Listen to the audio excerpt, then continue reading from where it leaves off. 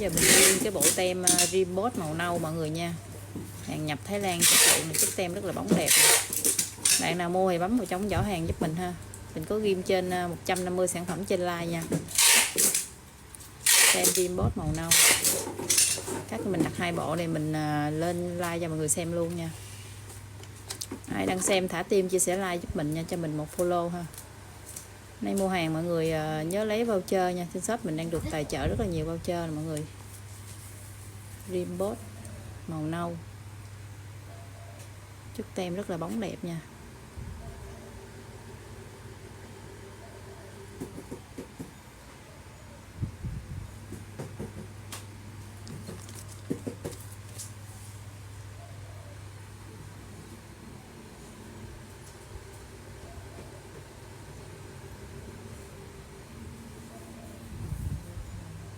Boss đỏ.